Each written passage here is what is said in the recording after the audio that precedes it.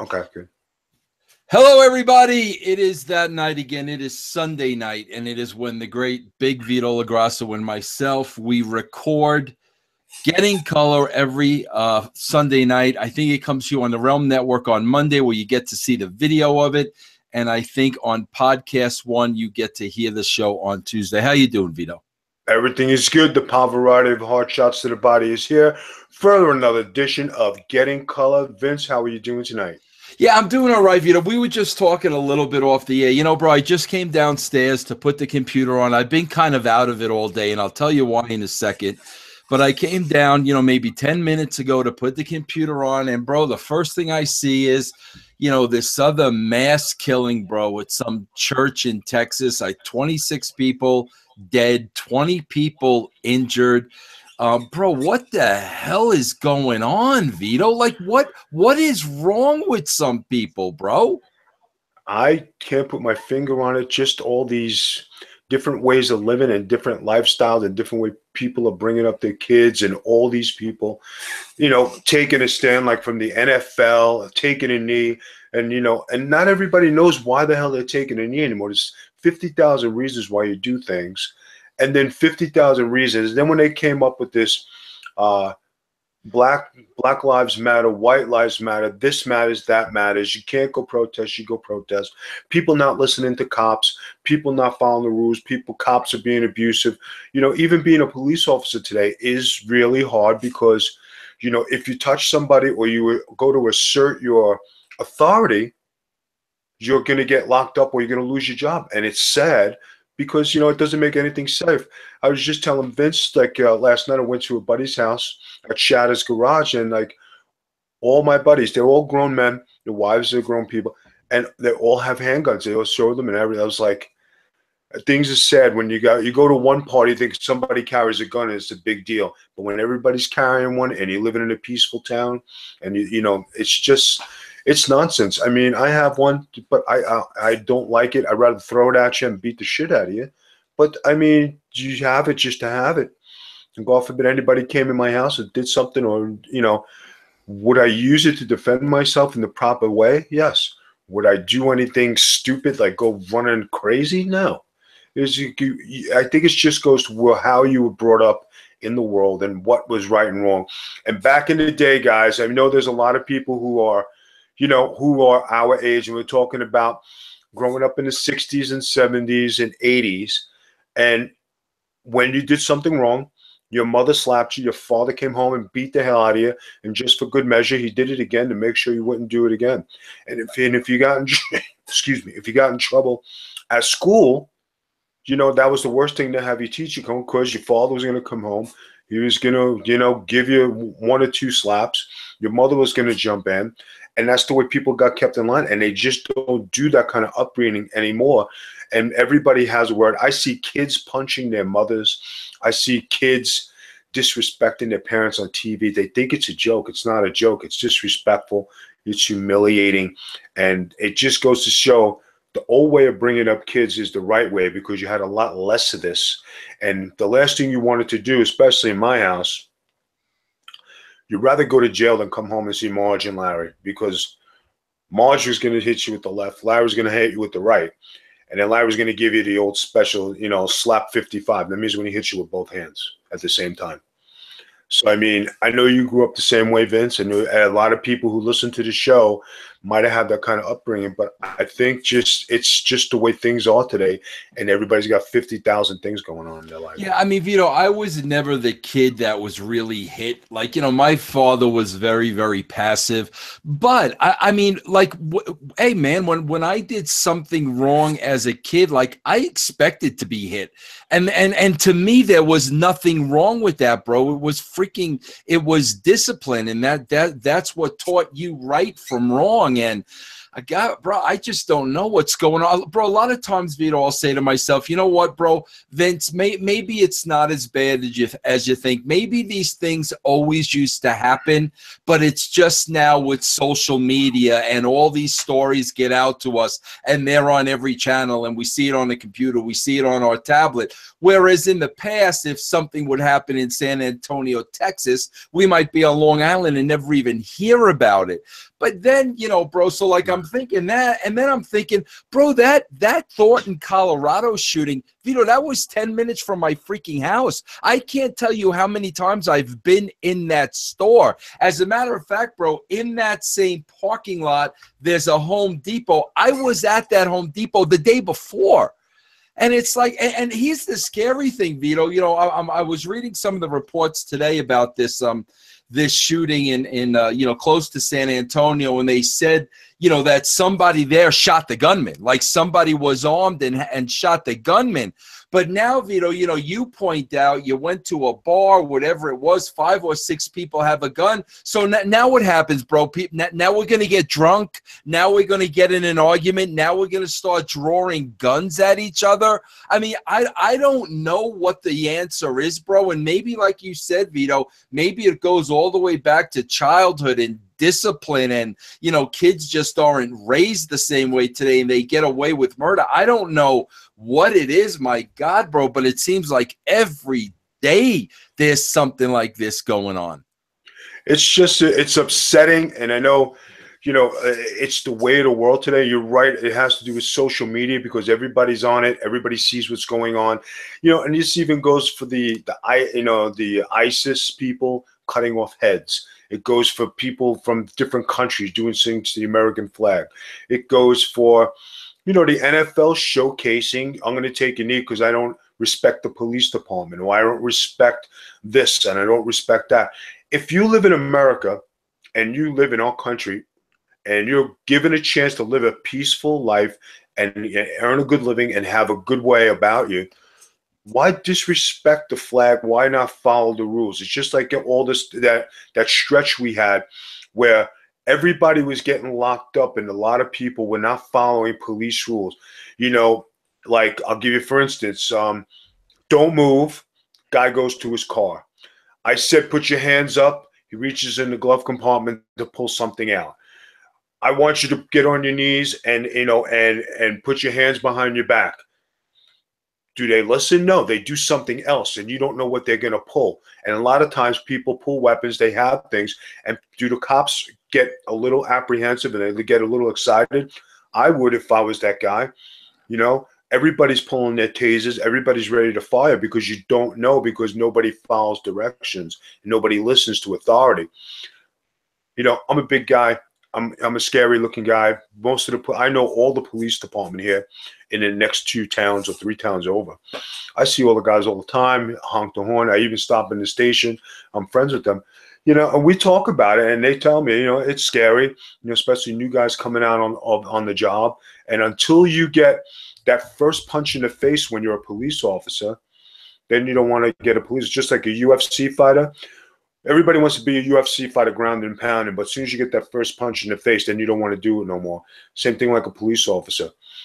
The first time you get into a scrap and you realize that your life is really on the line and you can't handle the people, then it's a job. It's not a heroic thing no more, and you really take it seriously.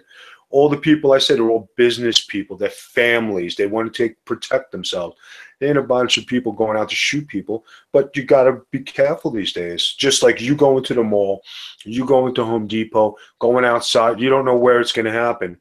You hope it doesn't happen to you. And to all the people in Texas, you know, my prayers are with you. Terrible stuff. Yeah, Vito, I'm not kidding you, bro. When I go out all the time now, I mean, everywhere I go, bro, I have eyes in the back of my head, bro. That's why, you know, like, you know, when I got that, you know, I don't want to get into this, you know, I don't want to get into this heavy because it's over and done with. But, you know, when that stuff happened with Jim Cornette and like he's threatening, you know, oh, I'm going to send people to your house and I know where you live and this, that, the other.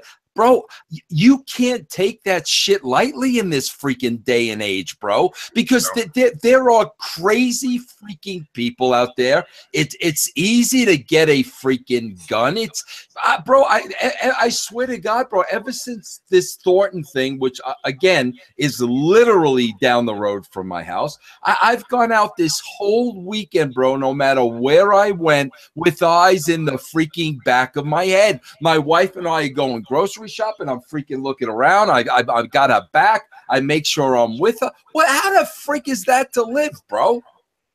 Can't live like that. And you know what? It makes you paranoid to even leave your house. But even so, like you just said about somebody, you know, like you had an order of protection or somebody saying they're following you to have somebody watching you. Okay, you have all these things. Now something happens in my house or something happens to my wife or something happens to your wife.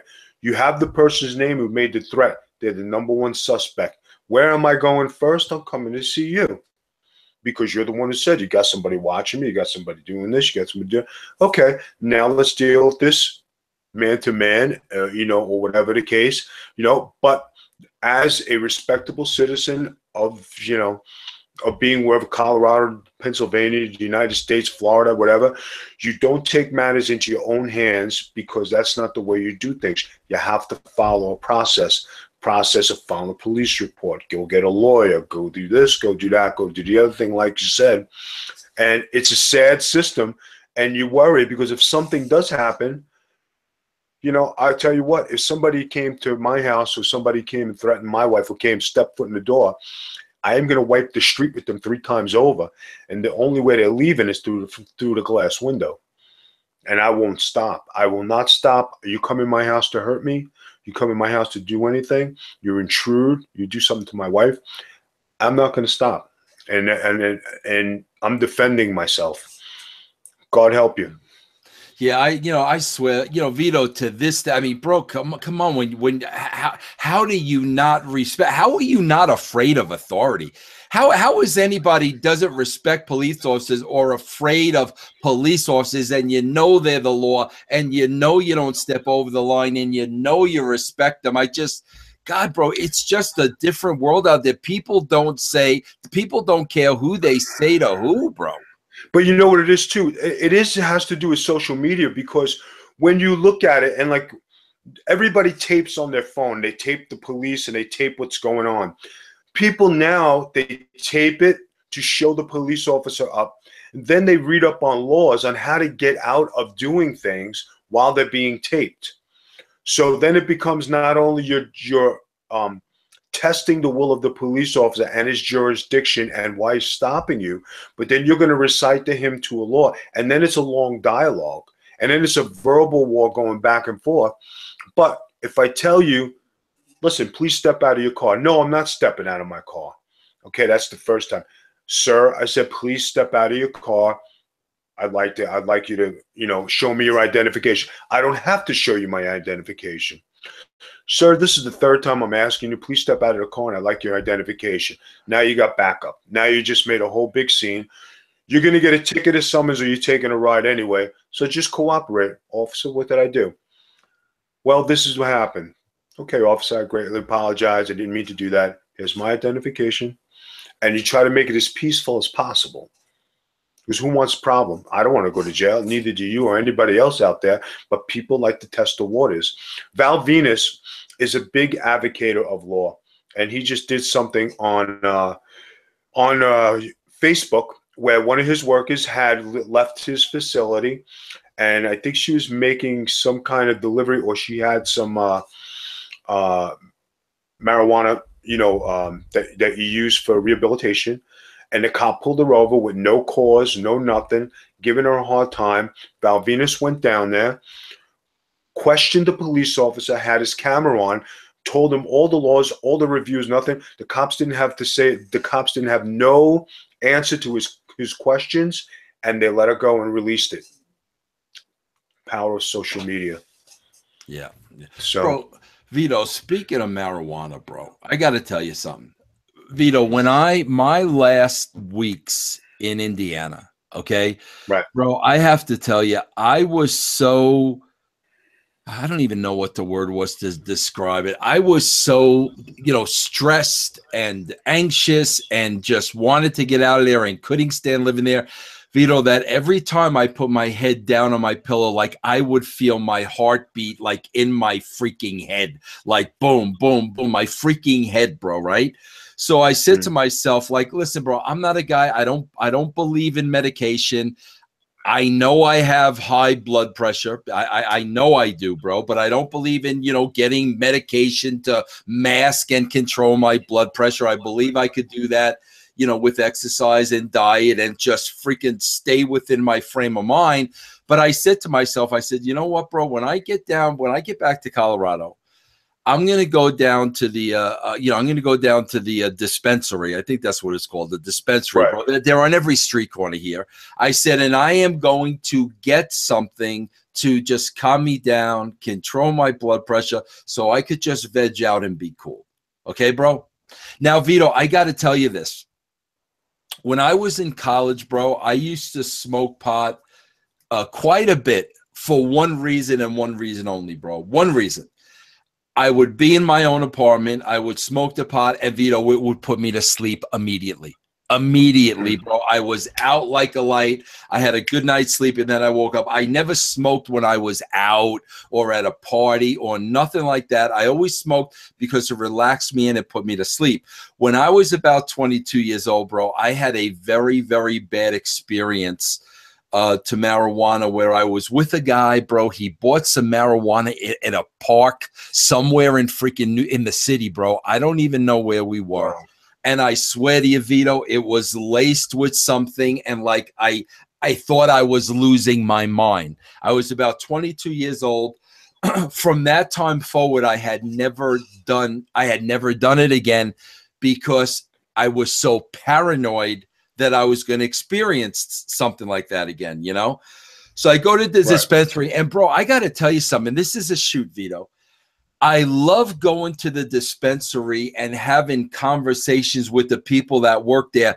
Vito, you get a whole freaking education. It's unbelievable. They know this stuff inside and out, and what strands do what.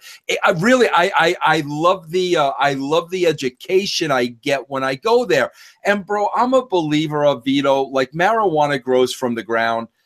I'm a believer in God, and like I am a believer that, things that naturally grow from the ground, there's a use to that for us. Not like medication where it's put together in a laboratory and you're mixing this chemical and that chemical and you're putting chemicals in your body that are foreign to you. Well, marijuana grows from the ground. So I believe, that there is such a thing as, medical marijuana, and that could help. So I went in and I explained my case to the woman. I said, I just want something that I could relax. I could chill out. I'm not looking to get high. I'm looking to be mellow. I want to relax. I got high blood pressure. I want to relax. So the woman, bro, I don't know the last time if you ever went to a place like this before, Vito, but bro, you can get marijuana now in every form, Vito, you can imagine. Gummy bears, chocolate bar, soda. I mean, bro, you name it, it blows me away. So my wife and I, we wound up getting like these 10 little gummies that are like, I think they're 5 grams or something, but 10 gummies, bro, cost like about $20, right? So me and my wife were home last night, and it's about 7 o'clock. And I say to her, bro, I'm such a wimp and I'm so paranoid this is going to have a bad effect on me, but I want to chill out and I want to relax. I want to see if it works. So I said to my wife, let's split a gummy, bro. We basically split a gummy. So, bro, we split the gummy. I have one half. She has her half. About 30 minutes in, like, we're not feeling nothing. So I'm like, all right, maybe that's a good thing. Yeah, that's a good thing. I'm like, maybe we didn't take enough, because you are supposed to take a whole gummy. I said, let's take another gummy. We'll split the other gummy. Now we took a whole gummy, right? So, bro, this is about like maybe 8:30 at night. So I take the other half of the gummy. And Vito, I felt like calm, relaxed, chilled. Amy started laughing over nothing, so like it was affecting her and this, that, and the other thing. Bro, this is about 9 o'clock at night. Okay, cool. This is all that I wanted it to do, right? In my own home, relax me, settle me down. Vito, I swear to God, bro, I fall asleep during Saturday Night Live. I wake up at about midnight. And, bro, my freaking head is spinning, and I got a freaking headache. And now, you know, see again, bro, now I don't know, bro, if this is the effect that it had on me, or I've convinced my brain now anytime I take this, I'm going to feel like I'm totally effed up. This was safe.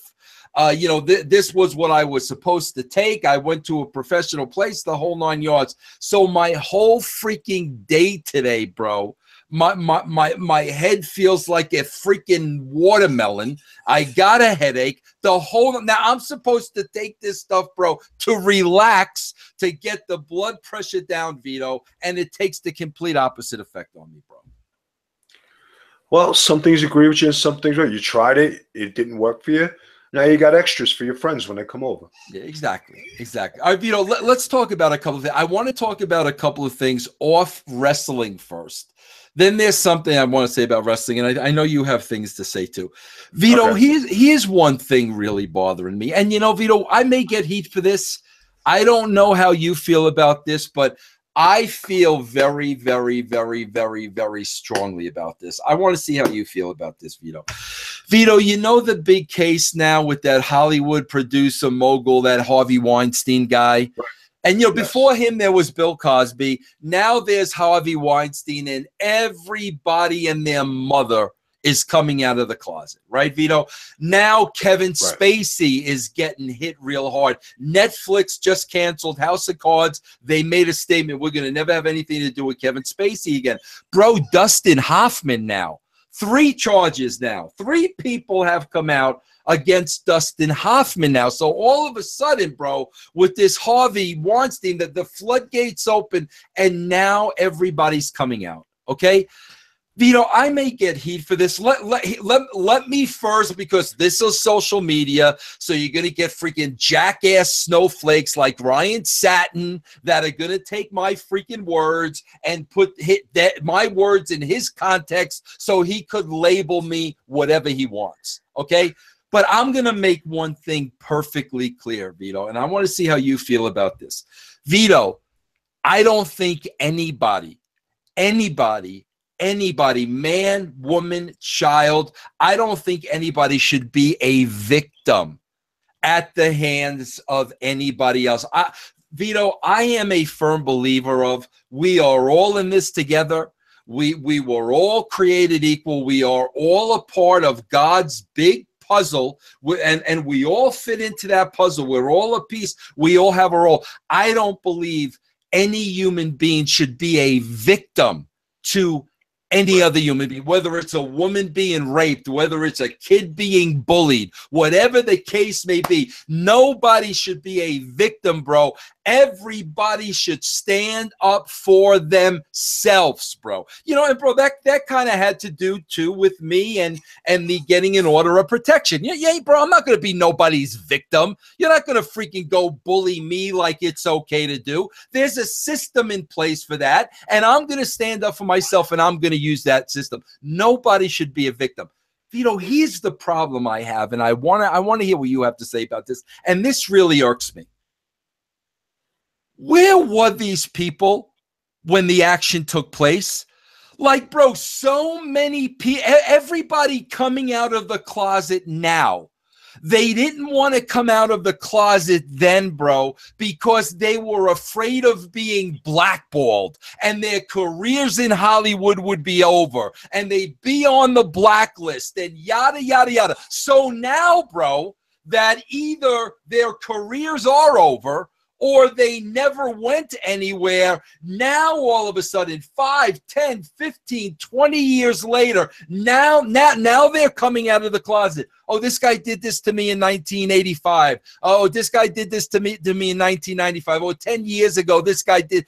Listen, bro, I don't care who it is. I don't care if it's the freaking president of the United States, bro. I don't care if it's an actor, a producer, a wrestling promoter. I don't give a shit who it is, bro. There is nothing more important than standing up for yourself. And when somebody victimizes you, bro, whether sexually, whether, a bullying tactic, whether, your job, whatever it is, bro, you got to freaking stand up for yourself and have self-respect and the dignity for yourself to freaking say something and not worry about what the consequences are going to be, especially if this is going to hurt my career. Bro, nobody should be the victim at the hands of anybody else. And I don't care who you are, bro.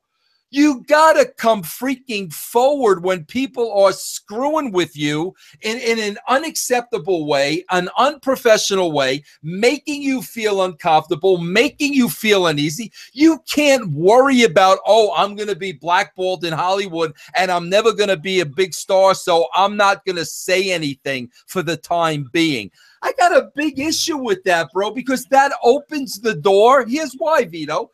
It opens the door for people in power to screw with you because they know you're not going to say anything because you're going to be afraid it's going to hurt your career. So now they have free game. They can do whatever they want because they're powerful people and they know you're never going to say anything because they may blacklist you.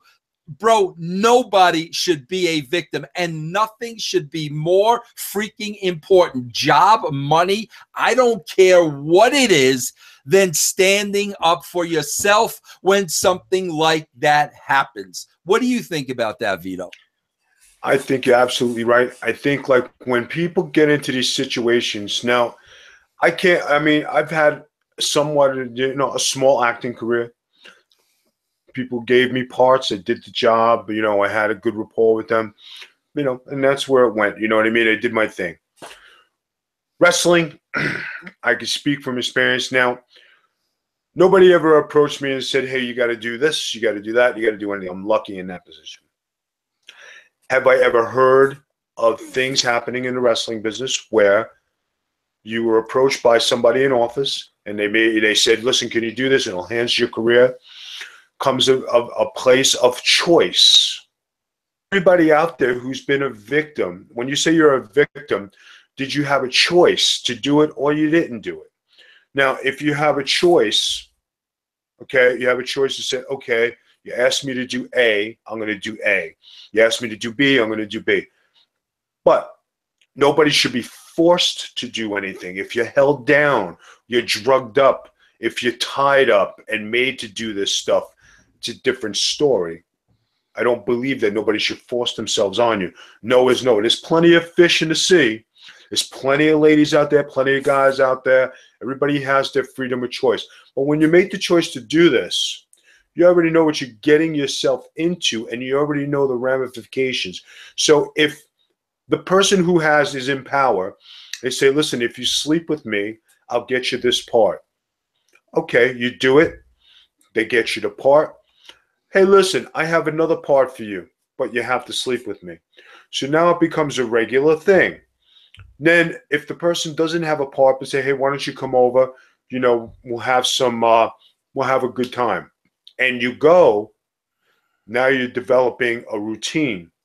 You can't complain about the routine 20 years later and said, oh, he did this, he did that. They did it to Bill Cosby. When he was causing everybody and shooting things and doing that, nobody came out. Everybody remembers the Penn State tragedy with Sandusky and Joe Paterno. Now you have all these boys and all these men who were put in a position. People turned away and nobody reported it. When these boys became men and they still went back to Sandusky, didn't they have a choice and didn't they have a way to either you're going to say, no, I'm a grown man, I'm not doing this, I'm going to keep this behind me, or you're going to keep going because you liked it, because you liked to go to the football game. You didn't mind spending time with them. You didn't mind doing this. So there's a fine line there that you develop a rapport, a friendship, a relationship. A lot of people who come out, They got every right, and they got every single right in the world to come out, hands down.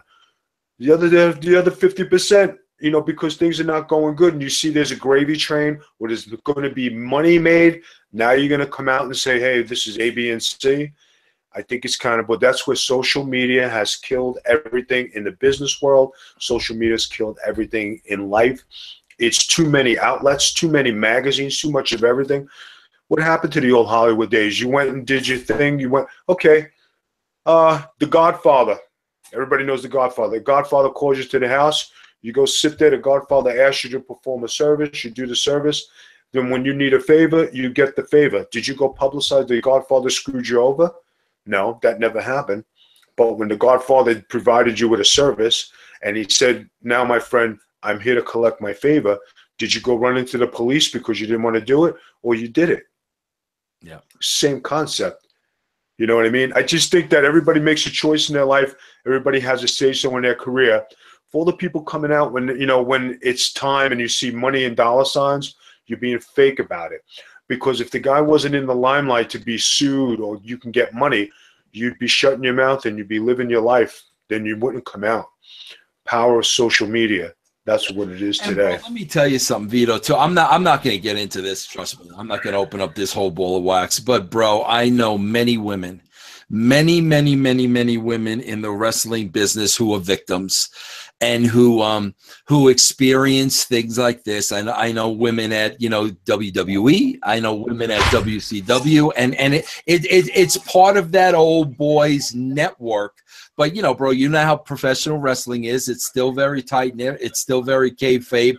I know these stories because these women came to me, but these women, you know, were kind of old school-ish and would never go public with their stories. And until women like that do, stories like this will continue in professional wrestling. But let me make one thing clear, bro. It ain't just professional wrestling. It's every job, you know, across the universe. Vito, I saw this note today. Like, I could not believe.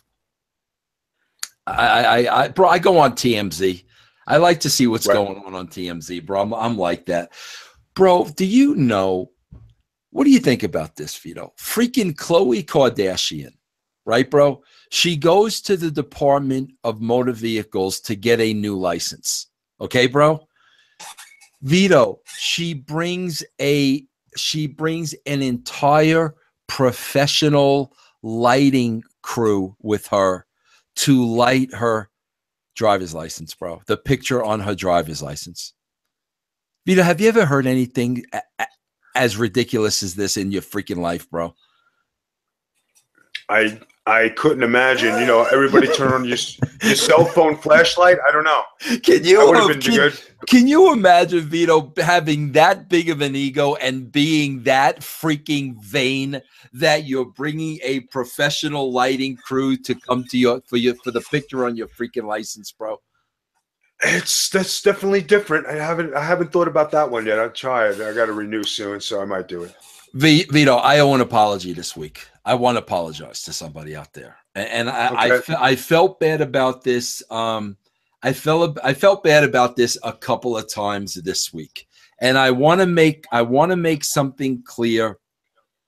And when I'm wrong, and I need to apologize, I always apologize. I don't have a problem with it. Okay, but there's a reason why I do and say the things I do, Vito. I am so freaking hard on Sami Zayn, and I am always bashing Sami Zayn, and I am always ripping Sami Zayn. Okay, let me set the groundwork. Let me set the groundwork about a couple things. First of all, I do remember working with Sami Zayn one time, and it was probably more, bro, my memory. I remember El Generico worked one time at TNA, and I was there, and everybody told me I had to see this guy, and I remember I watched his match, and he gave an incredible match. You know, I remember that. I think I remember meeting him, but that's when he was wearing the El Generico hood and the whole 9 yards. Okay, bro? So, you know, since then, bro, you know, he's gone to, you know, Raw, and then he's gone to SmackDown, and he's, you know, he's on the WWE roster. And it seems that every time I go off on a tirade, like Sami Zayn and Kevin Owens always seem to be the two people, and probably Finn Balor, you know, comes in third. Okay, now let me say this, Vito, because I want to clarify this. I don't know Sami Zayn. I met him that one time. I don't know anything about him. I don't know him personally. Bro, I'm sure Sami Zayn is a hell of a nice guy. I'm sure Sami Zayn has a family like you and I. Personally, from a personal level, there is no issue there with Sami Zayn, Kevin Owens, Finn Balor. I know nothing about these guys. And the fact of the matter is, Vito, my heat should not go to these guys. My heat should go to the system. Let's face it, bro. Sami Zayn, Finn Balor, Kevin Owens, their whole lives, bro, probably from the time they were very, very young, they had a dream to become professional wrestlers. Okay, bro, right. I'm assuming this.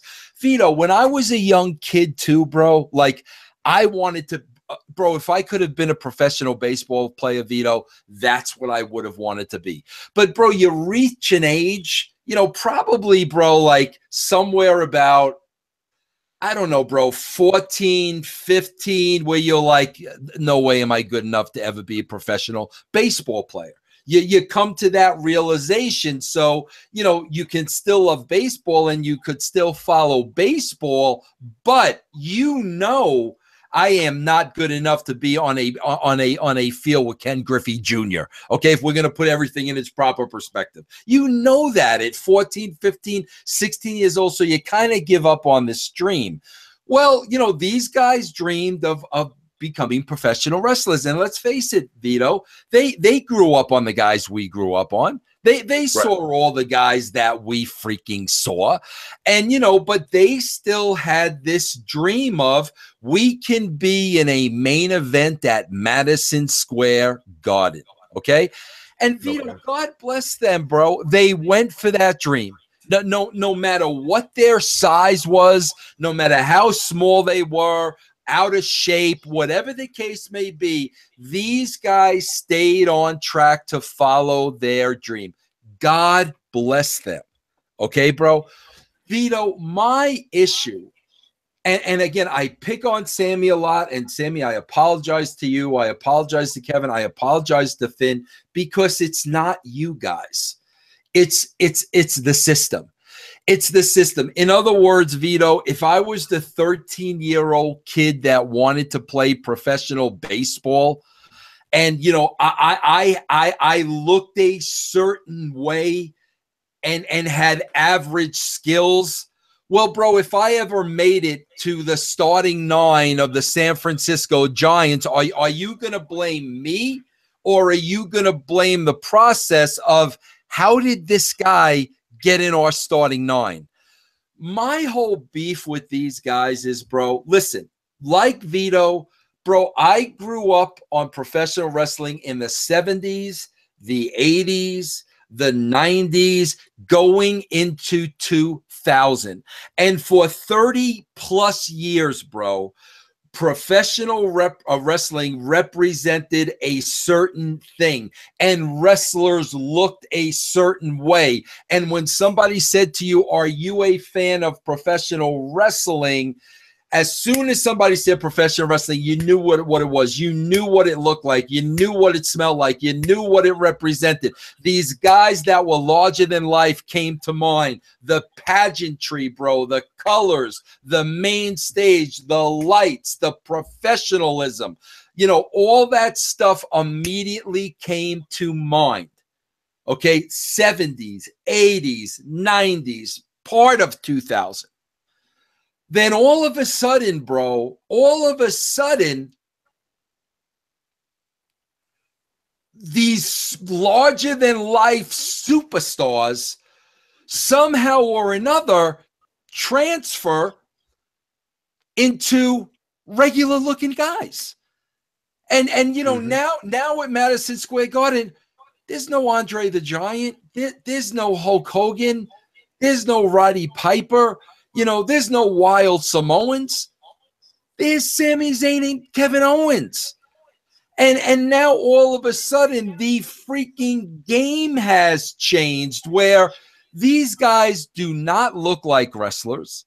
They do not look like they belong in that forum that I grew up with in 10, 20, 30, 35 years, bro. So I personally don't accept them on that platform. Bro, we could talk about baseball. I saw great baseball players coming up.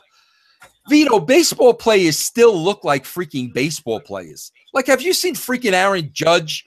I mean, come on, bro. These guys look like professional athletes. They look like freaking baseball players. I look at these guys and I'm like, my God, I could never be that. I could never be in that kind of shape. I could never have that, you know, the 1% body fat. They're professional athletes, bro. But my whole beef is not with these guys, Vito. It's with the system. I mean, I know guys that train at that school. I know, you know, that NXT is Triple H's baby. You know, NXT gave Terry Taylor a job. Terry Taylor's there. You know, there are a lot of Regal is there. You know, bro, there are a lot of guys that, you know, knew what professional wrestling was and what it represented. And I'm sure they all went through the same shit to get to the main stage. And I look at these guys, I look at a guy like freaking Hunter, bro, that I worked with for 5 years very, very closely. Bro, I named Hunter the Game. Okay, I wrote it in a freaking promo for him so that he could use the Game as his moniker. 20 years later, bro, he's still using the Game. I worked very freaking tightly with these guys. And now I see Sami Zayn, you know, Madison, the main event at SmackDown. Kevin Owens, the main event on Raw. Kevin Owens working with Chris Jericho, you know, Finn Balor. And I'm saying to myself, how the hell did these guys go through the same freaking system to wind up on the same stage as Hulk Hogan, Savage, Perfect, Flair, Dusty, Road Warriors, Steiners? The list goes on and on and on. Big freaking Vito. The list goes on and on and on. How did these guys get to that stage? So I want to make one thing perfectly clear, because I think people, they're not understanding what I'm saying. I don't have heat with these guys. I don't blame these guys. These guys had a dream that they never gave up on. And then all of a sudden, bro, they found themselves standing in the center of the ring for the main freaking event. Good for them. My heat is with the process and how the hell did those guys get through all those steps to get to that main stage? Bro, if this were professional baseball, let me break it down for you. Sami Zayn would not be playing on the same baseball field as John Cena. Kevin Owens would not be playing on the same baseball field as Brock Lesnar. That's what I'm talking about, bro. So a lot of times I take it out on these guys personally, and I'm wrong, and I apologize. That's not what this is about. What this is about is to fans like me. You do not look, act, smell, eat, or shit like a professional wrestler. That's my beef, Vito. And to this day, it is the system. I don't know what happened with the freaking system. These guys got freaking Bill DeMott fired because he was too tough on them, bro. He made us do this. He made us do this. Next thing you know, Bill DeMott is fired. Every week, Triple H with his arm around an NXT guy, and this is the future. Meanwhile, the guy's half his size. The guy's half his size and 160 pounds, and Triple H is saying this guy is the future of professional wrestling. The process is effed, bro. The system is freaking effed. And that's my whole thing, Vito. You know what? I wouldn't have a problem with this if we just didn't call it professional wrestling anymore. Call it professional acrobats. Call it something different. This is not professional wrestling. And my heat is with the system. And I just want to make that clear to everybody. Go ahead, Vito. No, you made a good point, and I'm going to try to rationalize it for you. When I was coming up, being that I worked in the last of the territories. The territories is where you developed your characters, and you still work with the older guys, and you were coming up, and you learned how to be a character. They were all different shapes and sizes in this territory. You're talking about Carlos Colon in the WWC. You're talking about Jerry Lawler in the USWA. Talking about Jack Veneno in the Dominican Republic. You're talking about Otto Wanz in Germany. Talking about Brian Dixon in England. You're talking about that was the last of the territories, those places, right?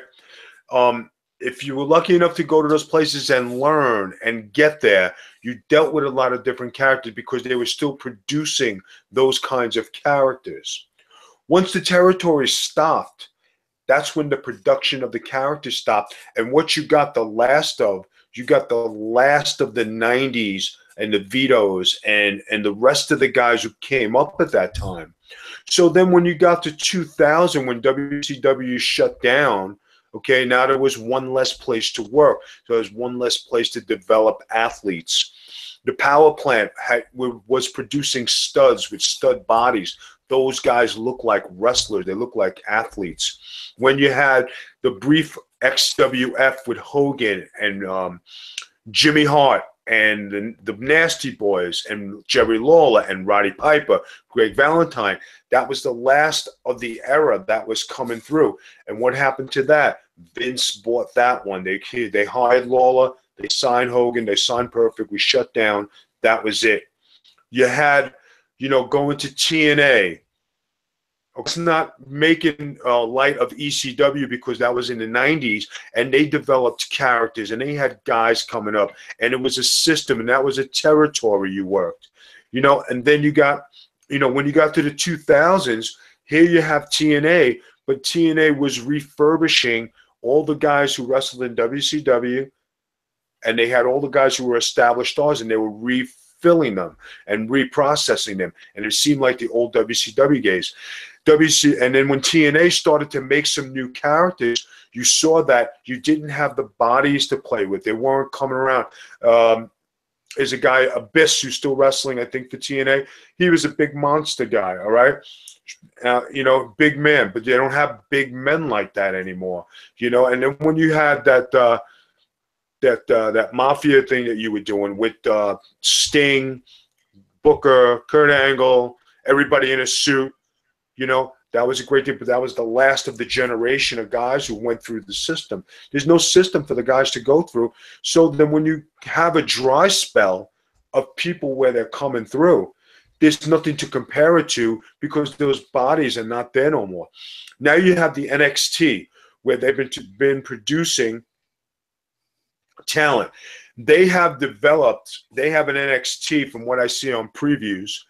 They have some big monsters down there now. And Vince, you're going to be like, okay, I want to see guys. Look at the Wyatt guys. You have Bray Wyatt, and you have the two other guys with them. Those guys look like wrestlers. They look like characters. That's what we're talking about here. Elias Sampson, he looks like a character. He looks like he could be a wrestler, a badass.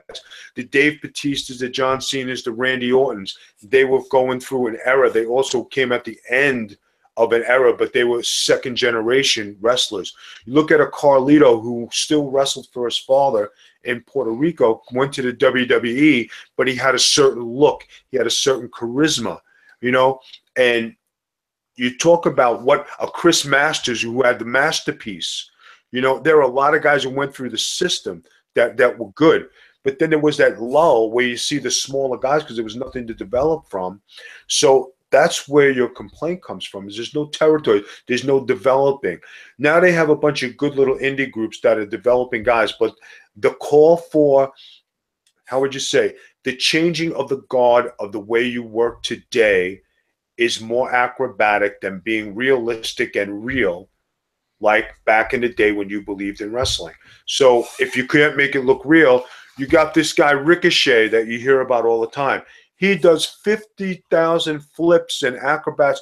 It looks nice, but that's not wrestling. It's acrobats. And there's no hitting. There's no heart. There's no Bret Hartism. There's no British Bulldog. There's no Big Boss Man. There's no Akeem. There's no Earthquake. King Kong Bundys. Those are the guys who you said those are wrestlers. When you walked in a room, that's what you looked at. When a young Vito LaGrasso went up to the WWF in 1991, I was in a room. I was big, but I wasn't on the caliber or even in the league of those guys. They were all monsters. The S.D. Jones, the Johnny Rods, the Rockers, the Bulldogs, the Bret Harts, the Warrior, Hulk Hogan, Mr. Perfect, Paul Orndorff. You're talking about guys who we all idolize. And here I am, a young kid, and I'm sitting there going, wow, I'm underneath the WWF insignia. I'm wrestling The Rock as my first match. Man, this is great. It's going to be a great learning experience. But my body didn't match theirs. I had to work to get the body. I said, I got to get up to 300 pounds. I got to put size on. And that's how I put size on, because you had to compare. And then when you had to compare, then all of a sudden, as soon as WCW was bought out, now the change came to where you had a chiseled body. They wanted ripped. They wanted shredded. What did I do? I changed my body to what the thing is. Today, you have so many guys who are in that ripped mode and have that perfect body. They're getting away and they're letting the guys who don't have the body. This is not a knock against anybody. This is just me talking, right? A Sami Zayn doesn't look like he goes to the gym. He probably does, but not all the time. Kevin Owens, he probably does go to the gym, but he's not taking care where, he wants to be a bodybuilder look. A Samoa Joe looks like a wrestler. Big, he's nasty looking, he's mean. His body is built for wrestling. You look at those three I just named, and those guys. You look at a Finn Balor. He's a pretty boy. He's got a great athleticism. I think he should be in 205. It's only my opinion. But when you talk about what he said, how could he fight a Brock Lesnar? How could he go against a Braun Strowman? Can it be believable enough to see these guys come through? Braun Strowman is the latest big man to come through. He's a monster. He's a killer.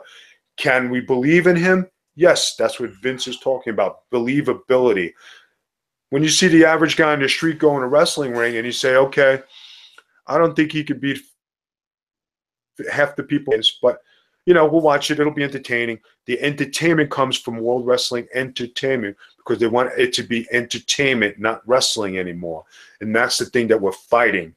That's what the thing we're looking at.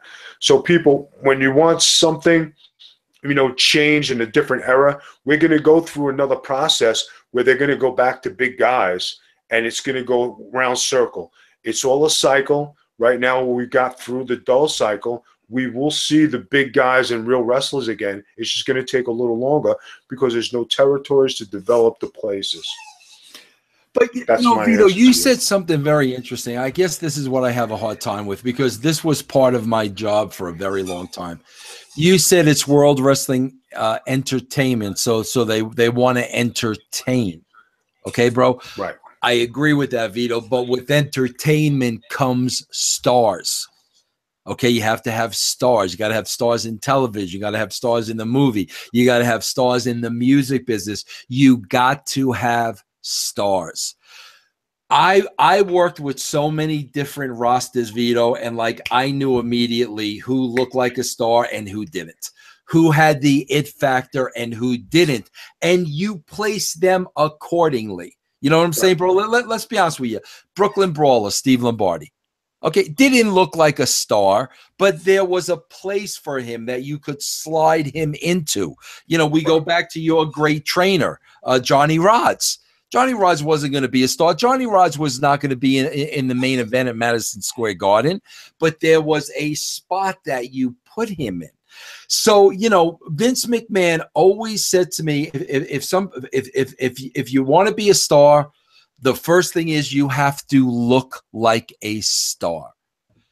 Bro, these guys don't look like stars. So like that's my problem. Maybe there is a role for Sami Zayn in the WWE. Maybe there's a role for Kevin Owens. Maybe there's a role for Finn Balor. There's a lot of roles in wrestling, bro. There's curtain jerkers, there's mid-card, there's main eventers. Okay? But these guys that don't look like stars, they're in the main event. Yeah, but that's because what you're talking about, Vince, is that they label everybody a superstar. So everybody has a star next to their name. I understand they have a place. Everybody's in the video game. Everybody has a T-shirt. It's not like back then when certain guys were superstars, certain guys had T-shirts, certain guys had different things. Everybody's on the same playing level. Yes, Vince is correct when we say everybody has a place, but they want everybody to be a superstar, and they want everybody. So everyone want to mesh 50 to 60 guys. These are our superstars. Okay, what's the difference between this superstar and this superstar? You can look at their body, you look at this. Now you say, well, they're trying to tell you any of us superstars can main event Madison Square Garden. That's what they're trying to tell you, people. That's not what you want to see, but they're trying to portray it as these are the superstars of today. They're all superstars. They're all on the playing level. What they do with their superstardom is a different thing. And that's where the writers and everybody puts them in their place.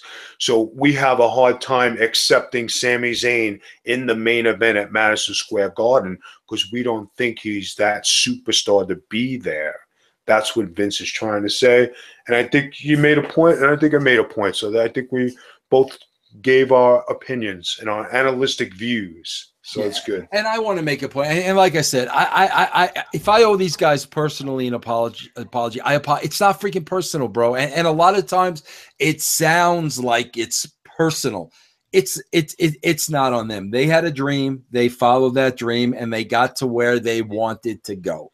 And you know, my point is with the system. Should they be in the position that they're in what is supposed to be the greatest wrestling company, you know, in the United States of America? That's my point. All right, Vito, let's move on to something else. All right, now go ahead, Vince. Go ahead. You want to throw something, or I'll throw it. I know, bro, the Kenny Bolin thing from Monday. I know there's something still sticking in your craw. I know there's some things that you still want to say, and I want to give you the forum, bro, to say what maybe like give me the aftermath of the past week with you and Kenny Bolin. I'm sure you've played the conversation over, and I think there are things that are not sitting right with you. I wanted to give you this forum, bro, an open forum to kind of just speak your mind on whatever it is you'd like to talk about. Well, guys, I know everybody's hot over the Kenny Bolin thing, and you know, it was a good banter on Twitter where, you know, now I know Kenny Bolin's been doing this a long time and he's a podcaster and, you know, he does his thing, you know, but when you try to make yourself bigger than what somebody is, you know, you just look at it and say, you know, I've been all over the world. I'm on the WWE network. I never, you know, I'm there. I have like 10, 15 pages worth of matches. You've been in OVW and you're doing your thing, which is a great thing. I'm not knocking what Kenny did. But when you try to portray yourself as you're a bigger star than somebody else, and you have to say you're the number one guy and you're the number one this and you're the number one that, I never come on here and say that. I'm just, you know, being Big Vito LaGrasso from Staten Island, New York. I'm Vince Russo's buddy. When I started this, I told everybody, hey, I'm not a podcaster, you know, I'm just starting out. And, you know, it just seemed like he was just trying to stick, well, I'm the number one and I should be the star and I should be this and I should be that. Everybody has their ego. Hey, you wanted to get your ego stroked. Hey, okay, if you were that great of a podcaster, then you should have had the Kenny Bolin Hour on Podcast One or be on the Johnny Carson show. I don't know. You know, like I said, I'm new at this. I'm learning. Making fun of views and making fun of what I got and what I'm doing. Doing this for a good time and to help my wife, like I said, and everybody knows that. You know, and then when you get personal, and then it started to get personal, and it was like, all right, you're going to take it to a new level. A lot of people on Twitter and a lot of fans out there didn't care for that because I stated from the beginning, I walked away from wrestling over 3 years ago to take care of my wife. Wasn't looking for a sympathy card. I wasn't looking for anybody to boo-hoo me. I never asked for a GoFundMe. I never asked for anything. I just said, I'm a man. I got to take care of business. Real life comes first. So when Vince gave me the opportunity to come on the podcast, I said, okay, this would be fun. And I talked to Vince. Vince is the one who came up with the big Vito brand. He said, make a brand, bro. He said, dude, like this. Okay, Vince. When we did our first podcast, he says, Vito, I have a habit of doing it myself. He said, never put yourself over on podcasts. Okay, Vince. And I follow these rules. And then I developed a certain verbiage and a certain way to talk on here. And that's the way I carry myself. So when we had the show last week and it got out of hand, the one thing I don't do is I don't like to curse. And, if I say it every now and then, it's good. But the one thing that really stuck with me is you don't insult anybody's wife and you don't insult anybody's girlfriend. Wives and girlfriends are off base. And when, your wife is sitting here and she's by your side, of course I'm going to get angry and I'm going to fire back at you. But you already lost any debate and you lost any kind of game you were trying to play with me. Because once you insult a woman in the vulgar manner that you did, you lost fans and you lost a lot of credibility. No matter how good you say you are, and you could be next to Jay Leno. You could be right there with him. But once you insult a woman on, a public forum, on a podcast, in front of the husband, you don't gain any credibility. You lose credibility. You lose respectability. Everybody's got their issues. Everybody's got friends. Okay, I'm going to come back at you. Everybody I tried to make a joke out of it from the beginning. I said, Kenny, I'm laughing at you. I'm having a good time with this. And it got heated. But you know what? If you can't take the heat, then you got to get out of the kitchen. If you can't go back and forth on a clean level, it was me and you. I never brought up your daughter or your ex-wife or your kids or your family. Those things are off limits. I think everybody out there, from the Twitter reaction, all the fans out there, everybody got what it was. It was a vulgar display. There were no manners shown. And that's the one thing you're supposed to have on this for more than anything. When you have manners and you show the courtesy and you compliment people, you disregard people, you give them credit, you take away credit. Guys, we're all human beings. Everybody has feelings. Do I want to be the best podcaster? Hey, I'm a rookie. I'm happy to say it. I'm the job guy on this thing. But I'm doing a hell of a job and I'm having fun. My wife is having a good time with it. When we said, my wife was doing her thing, she got one eye working. It's the truth. Does she go to walk in a wheelchair? It's the truth. Can she sit up? Can she suit and do things? That's the truth. We go to rehab. We do our thing. This ain't a lifetime thing. We're not making any money doing this. We're not doing. Hey, I told Vince, I don't have the best computer. I went out and bought a computer. I bought the mic. I bought this. I bought that. I got the camera. We started to do some things. Do we know how to use it? No. But did we learn? Yes. Vito, I think you need to clarify out there, only because I think people are interested and I think they really, really care. And you've never really spoken about it, bro. And, I know it's a little personal and stuff, but, now that they've met her and you've said certain things, I think there are people out there that genuinely, genuinely love Noelle and are fans of her and wishing her well. Bro, explain to people the situation, because, you say she's got this ailment and that ailment, and there are people that are really concerned about her. Lay out the situation, bro, and what it is, with her and what you've been going through, just in case people don't know. All right, guys, I'm going to tell you, 3 years ago, I married this young lady, and it was a long courtship. Took me a long time to give up my bachelor card. I was having a good time. I still have it. I hid it somewhere. It's under the carpet in the back of the room.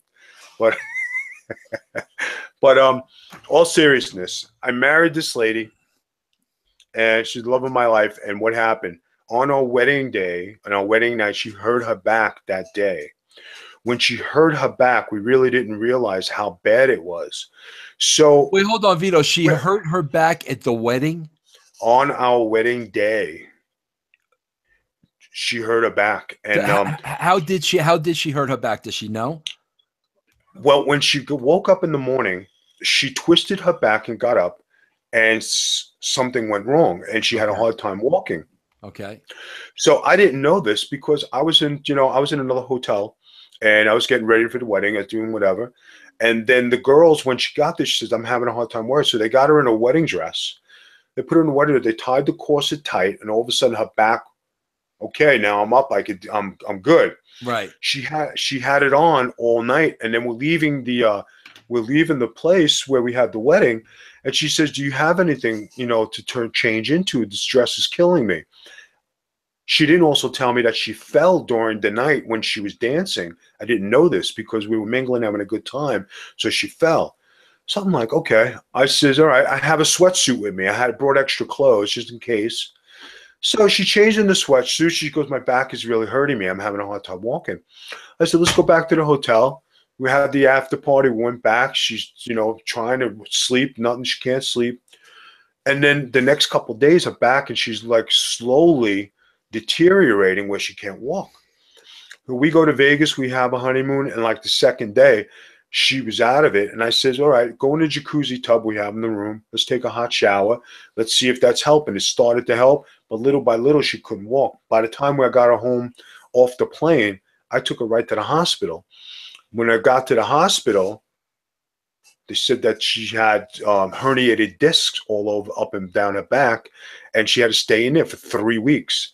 Then she went to a rehabilitation facility for a month. So the first 2 months of our marriage, she was in the hospital. And then when she got home, we had to learn she couldn't walk. She had to use a walker and a wheelchair. And, from getting to where, okay, we're going to have regular jobs. We're going to go, do some wrestling. We're going to do this. We're going to do that. All our plans changed. So when she couldn't walk anymore, I was like, all right, I have to learn how to deactivate myself from wrestling, deactivate myself from my life. I have to change and do a 180-degree change. When I started to have issues, like medically, I was like, okay, now I got to take care of myself and my wife. So things weren't easy the first year. And then during the second year, and things never got better, and it just kept getting worse. And then she was having all these procedures done to try and help her, and nothing was helping. And then we went to wound up going to taking a ride to Cape May. So the guy had told me, she says, I said, can I take my wife jet skiing? We were used to jet ski. He says, well, do you think I said, if she holds on to me, can you think we can go? He goes, yeah, I'm going to be out there with you. It's no problem. We drove slow around, so somebody was going to, there was a family. The family tipped over their jet ski, and there was a little boy with them. So I got up off the jet ski. I seen the kid go under. I was getting ready to dive in and save this kid. So when I got up, the jet ski flipped, and I grabbed my wife. She went under. I pulled her up. So I got her back on the jet ski, looking at this kid and this family that are drowning. And I'm like, all right. So then she got a brain virus. So from the brain virus, from having the water come in, then that was another trip to the hospital, and we're in the hospital. We don't know. When she gets home from the hospital, she's never getting better. She had a cold. She had a cough. She had a cold. She had a cough. She was on borderline pneumonia. Day later, she calls me up. I called her. I said, how you feeling? She goes, I can't see. I said, what do you mean you can't see? I said, everything is funny. All right, let me get home. And sure, I says, I called up a friend of mine. I says, what's going on? This is what's going to say, Vito, she's having a stroke. So I get home. I take her down to the hospital. I knew the people down at the hospital, said, listen, my wife's having a stroke. They took her in. They gave her TPA, which is that vaccine that helps you get out of the stroke with all the symptoms. All of a sudden, they were rushing her and getting her in a helicopter, taking her to the University of Penn. I had to drive an hour, and I didn't know if my wife was going to live or die. So what happened is that she had a coughing fit, and she blew she had an aneurysm back of the neck. So the aneurysm burst, and from these aneurysms, people don't live. She survived the aneurysm. She wasn't going to make it. So miraculously, she made it. So when she finally got home from that, it was a week in the hospital, 2 weeks at rehab, 3 or 4 weeks. So then when I got her home, she lost 50 pounds. Blood pressure was low. I had to stay with her. She couldn't be stable. So the house had to be sterile so she wouldn't get sick. And then we had 5 different therapists coming to the house every day.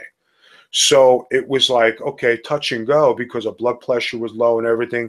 I had to take her back to the hospital one time because she was so bad. She was going to pass out. They said, take her to the hospital. They need to refurbish her, but she wasn't eating. I was actually feeding her by hand, lettuce and chicken. I was putting it in her mouth so she could chew. So, and then, the months later, it's been a long process to where she's getting like this. She lost her eyesight. And we've been going to the doctors. She lost, she just lost a lot of things. Her mind is not the correct. When you have a stroke, you lose memory. You lose a lot of stuff with that. You can't remember things. You can't act on things. When you're in crowds, like her paranoia and anxiety was so bad, we couldn't even eat in a restaurant. Anybody who came over to the house had to be very quiet. There was a noise difference with her hearing. So it's been a long rehabilitation thing. So when I talked to the doctor, I says, she was telling me, listen, I need something to do. I can't stay in there and look at the walls anymore. I said, let's do the project. Let's do the big Vito brand. That's when you had called me. And I said, all right, let's do this. Let's do what we were supposed to do 3 years ago.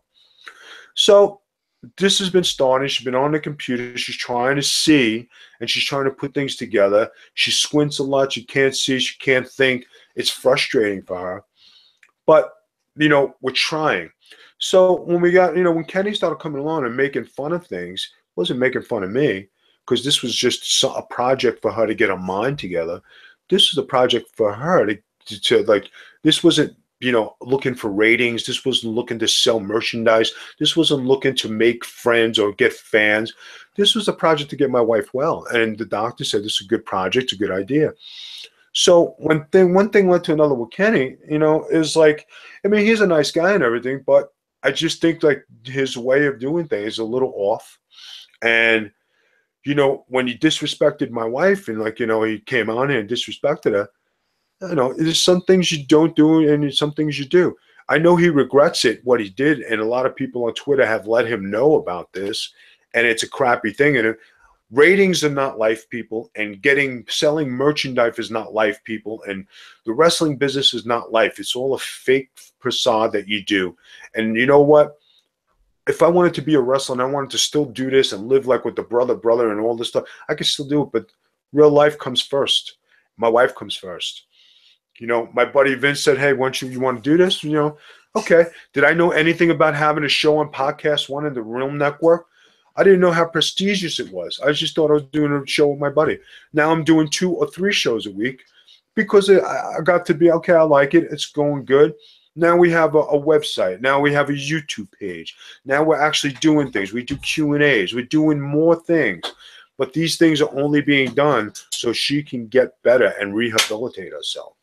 So, and now that the story's out there with the public, there was some people who said, you're using a sympathy card because you listen to what somebody says. It's not what it is. It's a real life thing. If I can have my wife back from what she was, hey, I'd take her back. But this is what we have now. And I brought her back, to being something. It was better than what she was when she was just laying on a bed doing nothing.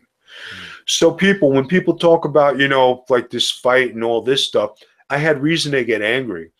If I said anything to anybody out there that offended anybody, I apologize. But I was defending my wife. I would do it 10 times over.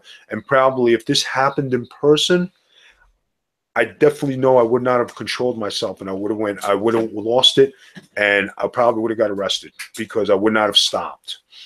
So with anybody out there, listening, I just think sometimes people need to take a step back and, look at things from a different person's perspective. Hey, are we having a hard time? We're making it. We're making it in life. I'm juggling things. I take care of her. We do our stuff. Am I asking anybody, hey, if you want to buy my T-shirts, what are they going to call? What are they going to do? My wife likes Burger King. It pays for a Whopper meal. Hey, great. You know what? Thank you very much. I appreciate you bought a Whopper meal. I'm good. You know, are we selling any cups or mugs or this or that? No. All we're doing is just trying to make time and make things interesting in life. Would I like to make money at this and doing podcasting? Yes, it's very good. I enjoy it because people enjoy me. They get to see the real Vito. They're not seeing this wrestler guy or whatever. People actually enjoy listening to my concept and my analytic views as a journalist at, talking about the wrestling business, life, and other things in general. And the thing I think that people like is that I don't curse and I come across educated and I don't speak in that tone where I'm talking down to people. Just like Vince Russo, he apologized to Sami Zayn and Kevin Owens and Finn Balor. It's not a shoot against you guys. It's a shoot against the industry. We're talking about industry, not individuals. There are things I could say about individuals in the business, and my view is I never have nothing bad to say about nobody. You know what? Because it doesn't matter. It doesn't put food on my table. It doesn't put bread on it doesn't put bread in the oven. It doesn't matter. But people who made fun of Vince Russo to stay relevant, that's all they talk about is right. Okay, you want to stay relevant by talking about Vince? Good. Thank you very much for keeping him in the business. When you talk bad about Big Vito LaGrasso, Staten Island, and all this, thank you. You're making me relevant. You're giving me free press. You give Vince free press. That's the way I look at it. So you keep me around. Then when I have the podcast, you see what I do here. I talk nothing but good things about everybody. Positive vibes. Everybody looks at my Twitter. Everybody looks at my Facebook. Everybody says, you're full of shit. No. I got every reason in life to be one miserable son of a bitch, but I have every reason to be happy. And I wake up with a smile on my face every day. I look to take on the challenges. And whatever happens, happens. I learned how to do that because I dealt with everything. So what else are you going to throw at me? Okay, my wife is handicapped. All right, my wife is this, my wife is that. Okay, what else you got for me, man? I don't know. My house is paid for. My cars are paid for. I have money in the bank. I'm not poor. I'm not destitute. I'm not, could we always use another income in the house? Of course. Could we make life a little easier? Of course. But that's everybody out there in the world. And we're not asking for nothing from nobody. We're just out here having fun on a podcast. When people want to take shots at you, want to insult your wife, you want to talk about the way you are, or what you are in the business, guys, I'm going to break a rule. Okay? And this is one rule Vince told me. You want to know, guys? I am a celebrity. I don't boast about it. I'm very famous. I don't boast about it.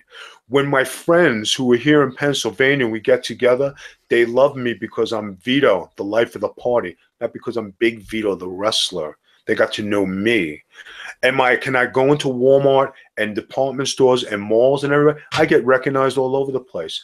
Everybody knows I'm still on the WWE network, which you could buy for $9.99.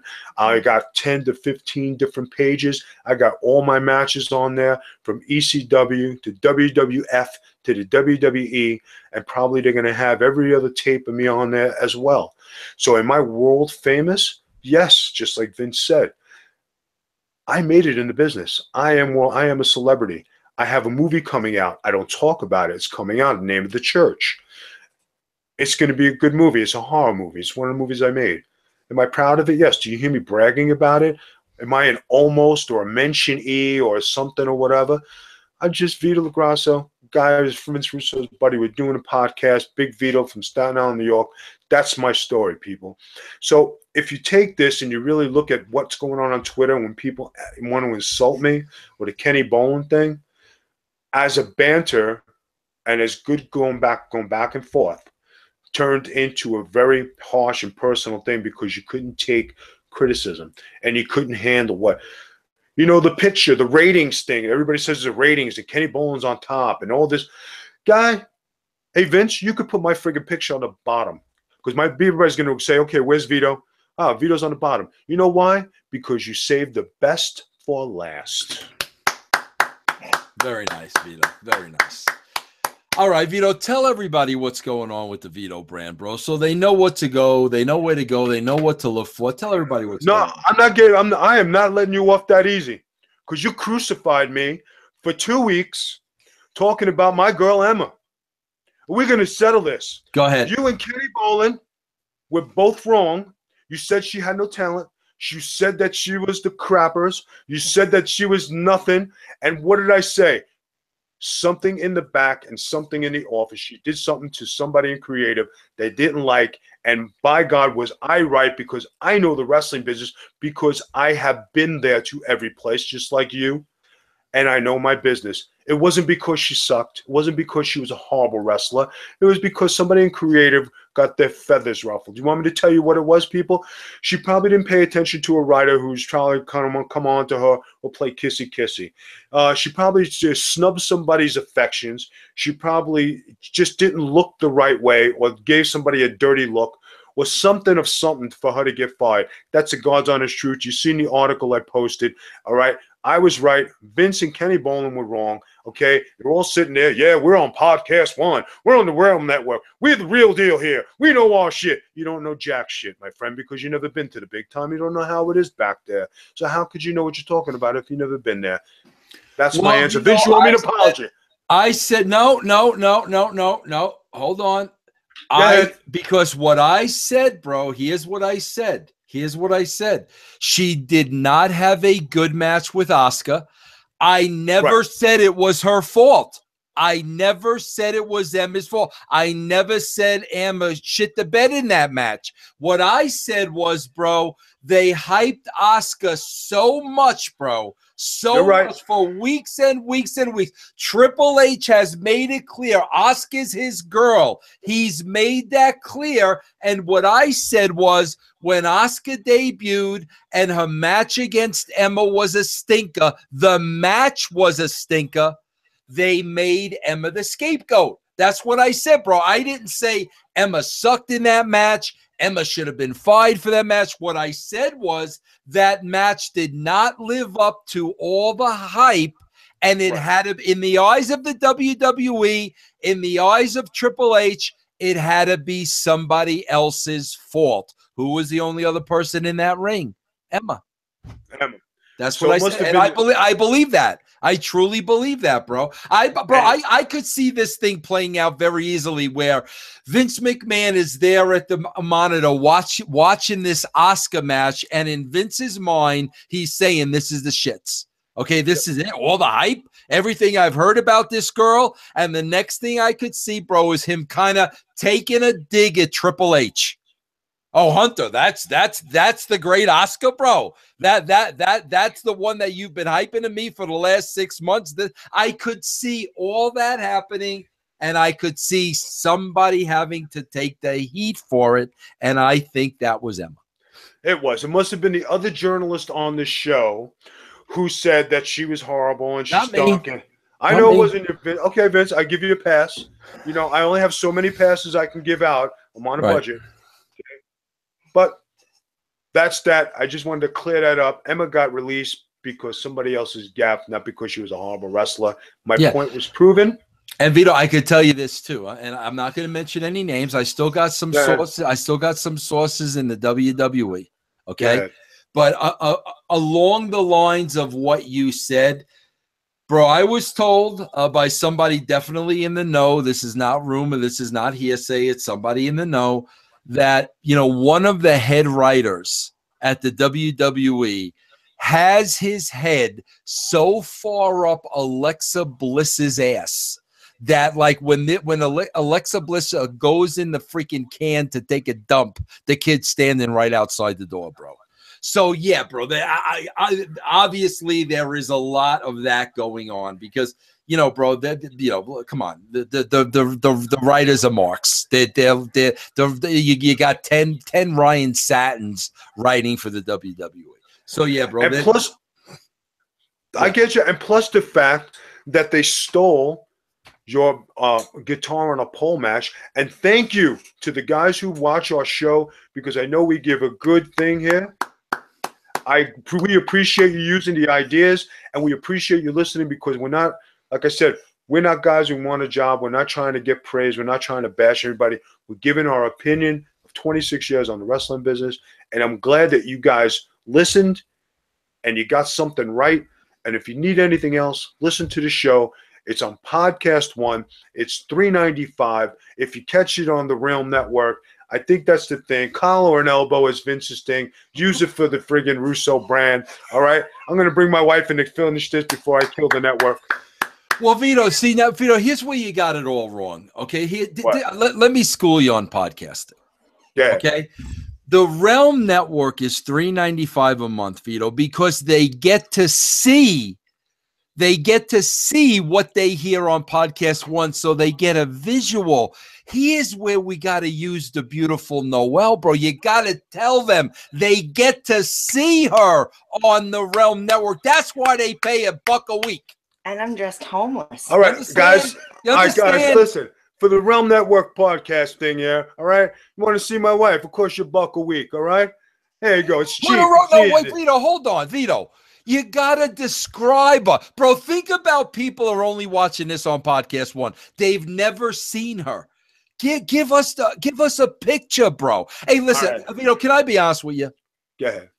Noelle, I Wikipedia'd Noelle.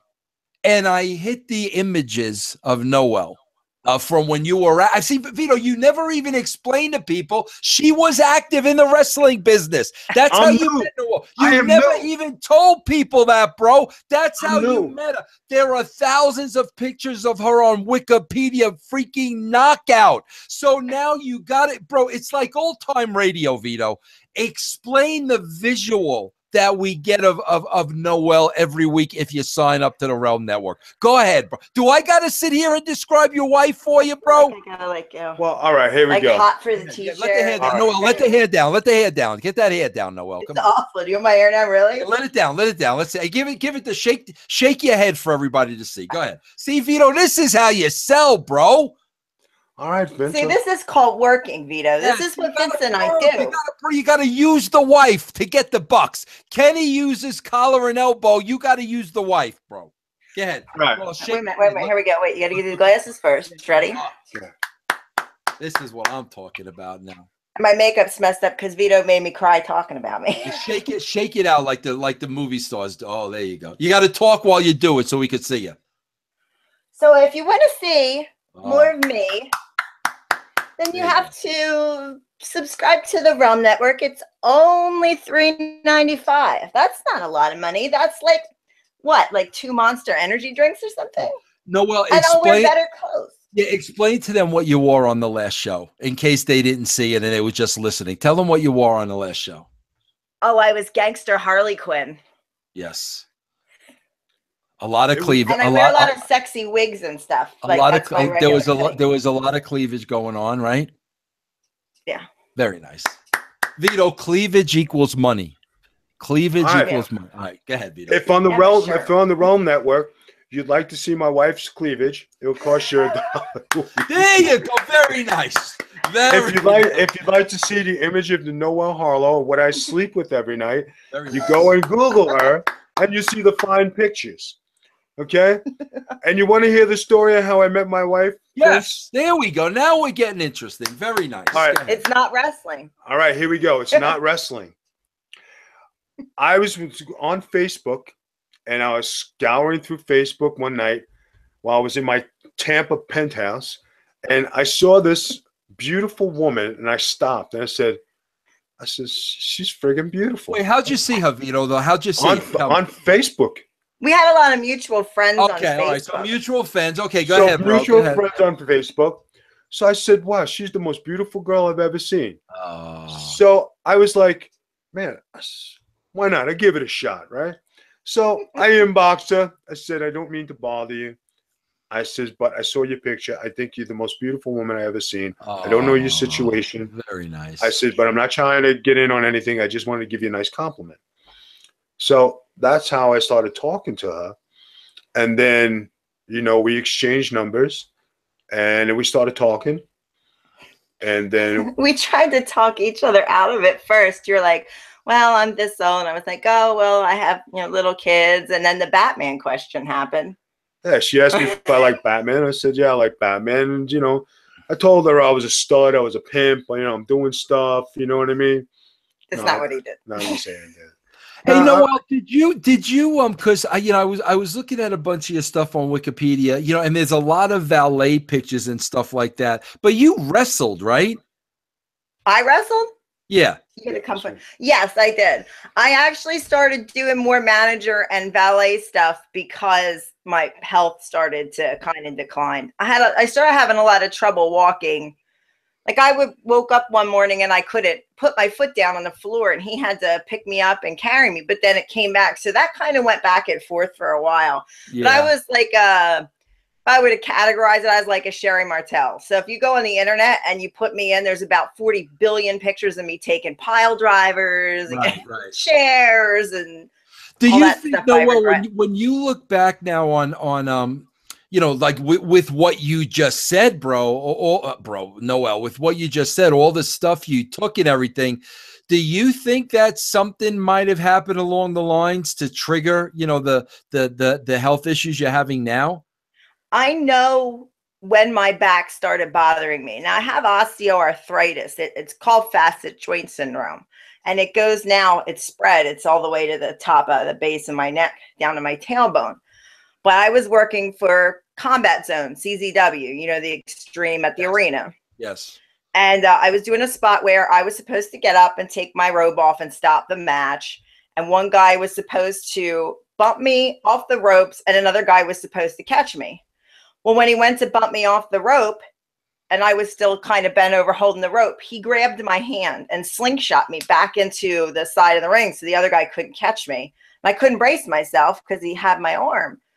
So when he slingshot me, it was right across my back, and I was bruised everywhere, and it was bad.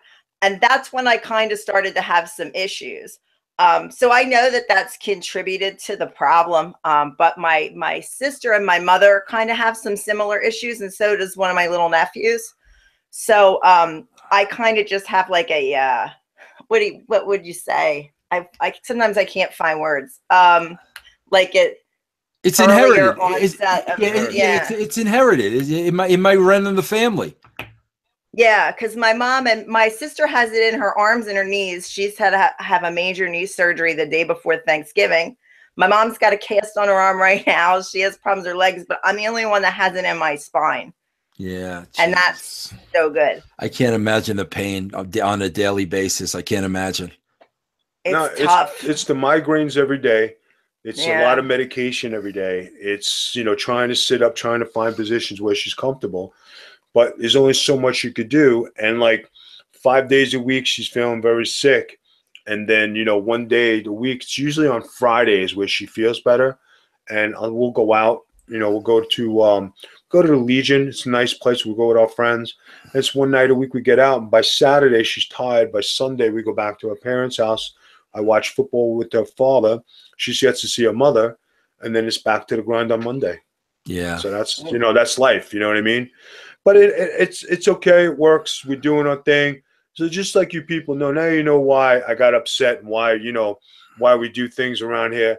Not too many people expose their personal life. Personal life is private.